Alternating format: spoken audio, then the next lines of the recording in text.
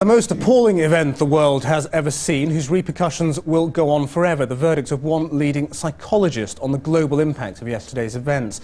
So how are the citizens of a proud and patriotic America starting to come to terms with it?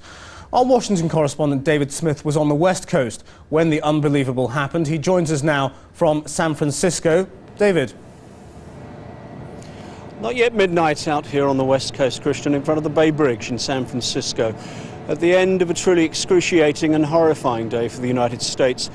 Made all the more so, it should be said, by reports that are now out in the morning papers here, depicting in grisly and appalling detail what appears to have happened on those planes before they came down.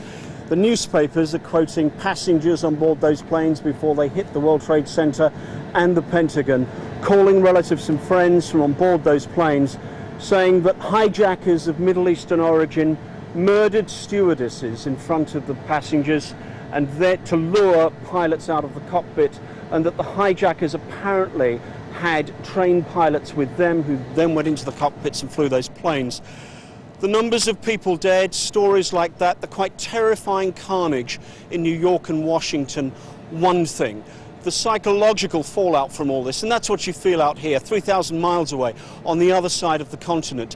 The psychological fallout from all this, quite another. San Francisco, like other major cities, deserted after what they're calling the Day of Infamy. And remember the last time this country said infamy, it was Pearl Harbor and entry into World War II. Flags at half-mast outside the closed Pacific Stock Exchange. Emotions so raw, as people did old-fashioned things like buying a special edition of the newspaper. When you see these pictures, when you see what's happened, what do you think? It's unreal. It's just unreal. I mean, you always keep thinking that you're going to wake up and it's some funny movie or some novel that you've been reading and it will all go back to reality, and it's not real yet. This is going to change this country, isn't it? I would think forever.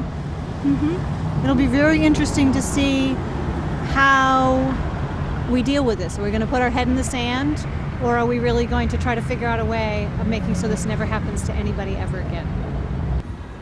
What does this do to you? I mean, is it anger or is it shock?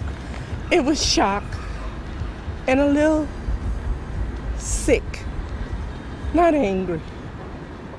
I can't feel angry right now. I'm over my anger. You know what I mean? When I first saw it on TV at 6 o'clock this morning, I was angry. But now, it just makes me sick.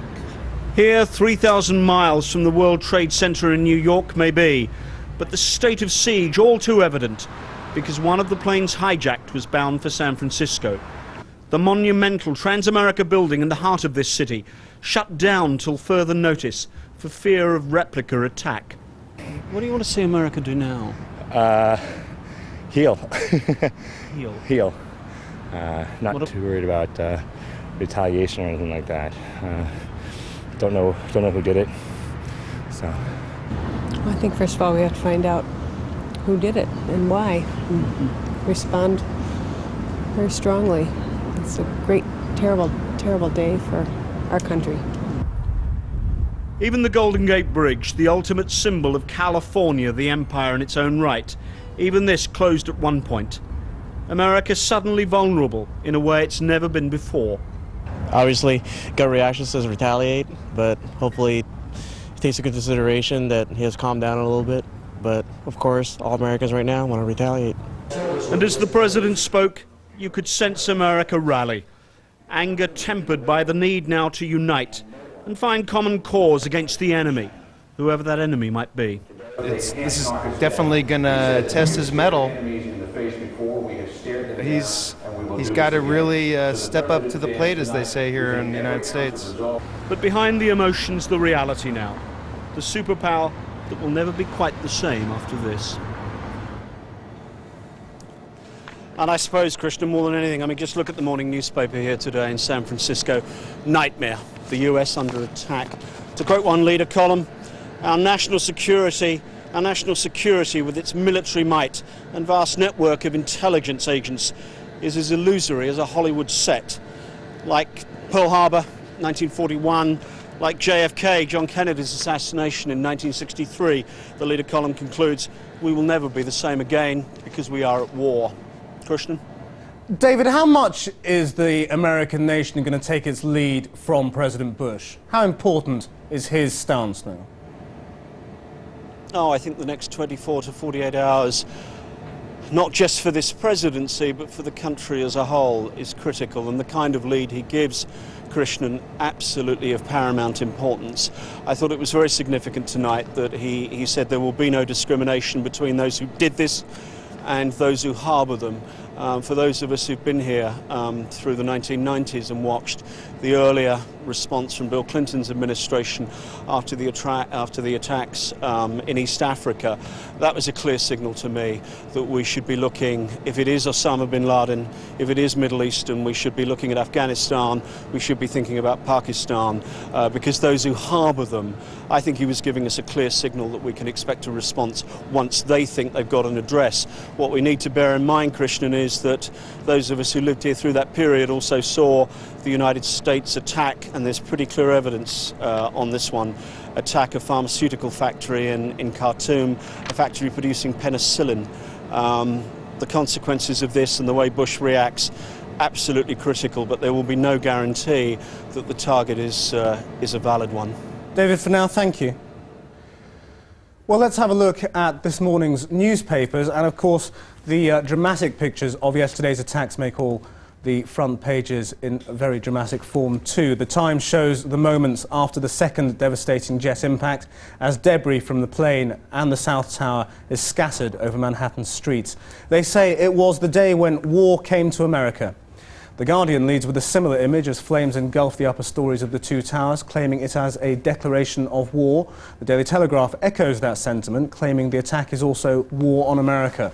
They call the terror the most devastating in history. The Sun calls it a day that changed the world, the ultimate crime of terrorism. They too show the huge fireball caused by the second impact. The Mirror calls it a war on the world, claiming it as many as 10,000 people are feared dead.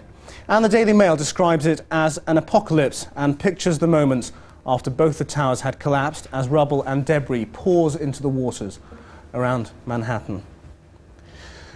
Well, joining us now from Westminster is the Conservative Foreign Affairs spokesman Francis Maude. Francis Maude, is Britain's wholehearted support on whatever America does now taken as read? Yes, absolutely, it should be, and I'm sure it is. This is not just an attack on America. America stands proxy for the whole of the free world here. And it won't just have been an attack on American citizens. There will have been citizens, people from all over the world, actually, working in the World Trade Center yesterday morning. And so there will be, as I'm afraid, as the news hardens over the days ahead, there are going to be families grieving all over the world for this immense atrocity that's happened. And do you share this idea that it's changed the world? Yes, I think what it does is make vivid how unprotected a free society is. That's one of the things that makes it free.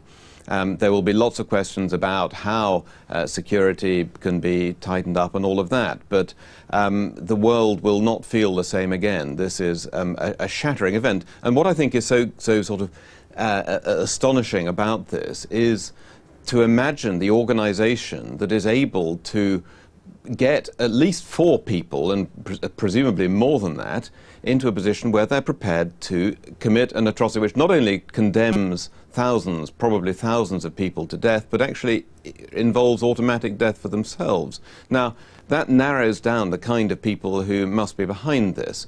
This is no ordinary organization. And in terms of America's response, if America goes to war, Britain goes too.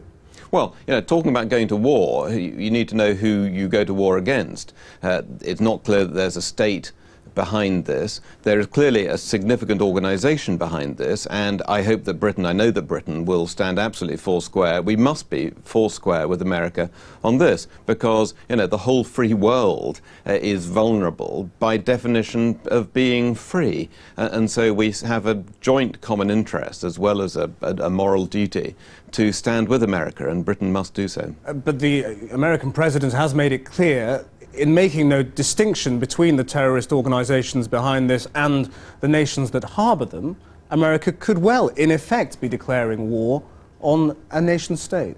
Well, if it's clear that the organisation that perpetrated this monstrosity has been harboured by other countries, then they must expect to be visited with an immense rage, and rightly so. There's been a lot of talk about how the response must be proportionate and all of that.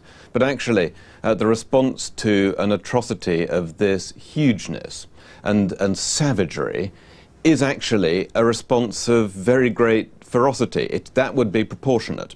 That would be the right way to respond to it.